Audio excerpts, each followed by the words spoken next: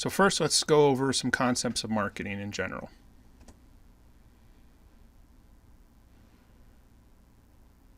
First, what is traditional marketing, so we can compare it to what digital marketing. There are basically three main types of traditional marketing. The first would be print. This would be things like newspapers, magazines. The second would be broadcast. This could be TV or even radio. And then the final third one is direct mail. This is basically the junk mail that shows up in your mailbox every single day. So why is digital marketing better than traditional marketing? Well, first, it is focused on the customers. Unlike traditional marketing, for example, a TV show or a radio, just because you're on it doesn't necessarily mean your customers are listening. Yes, on a TV show, you might be able to get certain demographic information, especially if it's a cable show. Magazines, you can maybe tell based on the topic of that whether or not your customers are doing that. But you really aren't focused on their customers. You're just sort of hoping. But what digital marketing really provides is that you can target things. For example, in specific paid advertising methods, you can actually look exactly to your customer information that they're with search. Again, people are looking for what you're looking for, so these are all targeted. Interactive. Digital marketing, such as social media, actually allows you to communicate directly with your customers. Same with like a website where they can actually ask you a question.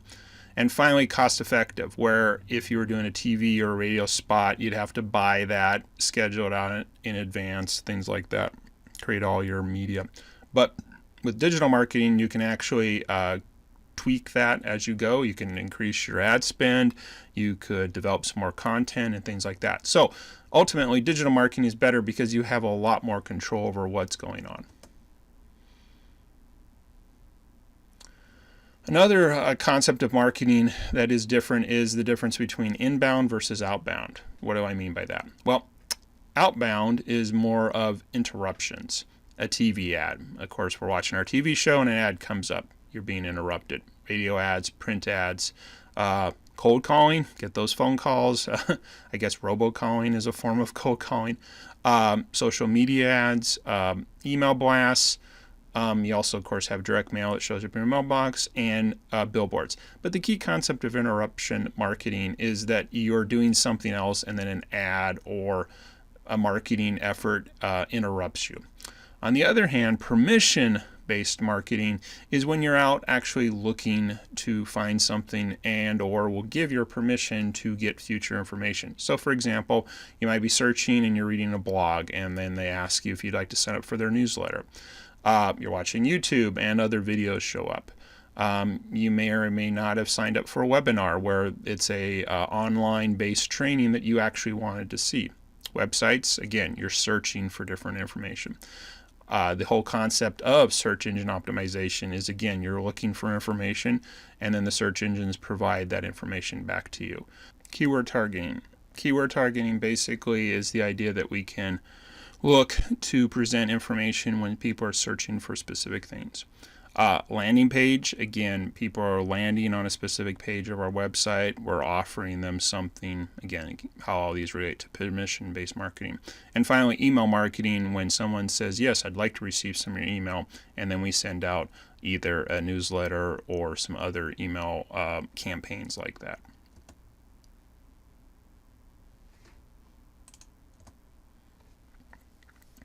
One of the important things about marketing is that we really do need to set goals before we embark on our marketing campaigns. Goals are important. Using the principle of SMART, where you have a specific goal, you make sure that that goal is measurable. Obviously, make sure the goal is achievable, that it's relevant to what you're doing, and actually has a time thing. So it goes back again to being able to be measurable. The key here again is setting goals before you actually start implementing things.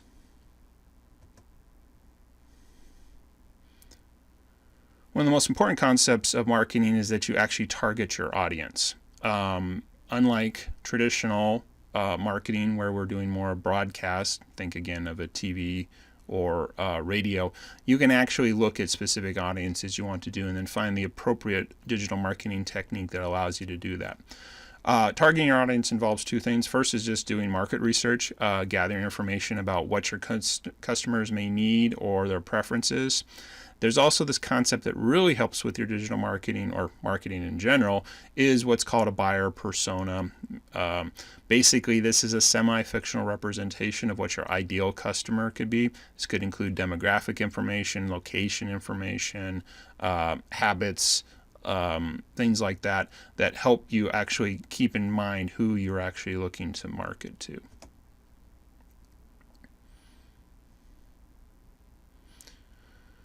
There are a number of stages on the marketing path. The first is just raising awareness, using marketing to raise awareness for what you're trying to accomplish. Unfortunately, awareness only takes it so far. You would like to convert that awareness into actually getting leads.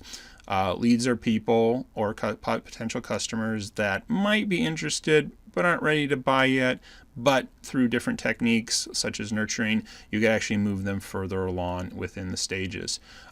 You've probably heard of the word qualified leads. Again, moving it through a leads process. But ultimately, marketing does want to end up at sales.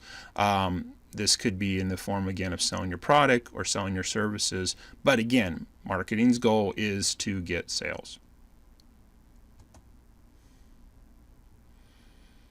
So where does marketing fit within the business cycle? Marketing is a start, as we talked about in the stages previously. Then we move into leads. Hopefully leads convert into sales. Sales move into your operations, where you may, again, fulfill the product, perform the service. After that has been done, there is a customer service side. Hopefully the customer is satisfied. If not, you need to try to work to fix that.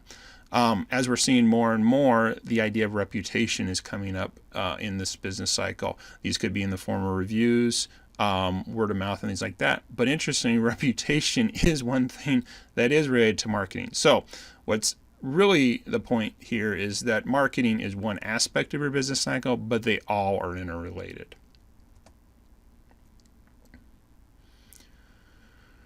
When you're actually looking at a specific part of marketing advertising, it is important to link about your actual advertising message.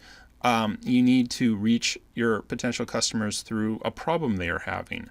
Again, what is their need? What is their pain point? What are their frustrations? The next thing is to provide them a solution to those needs, problems, and frustrations.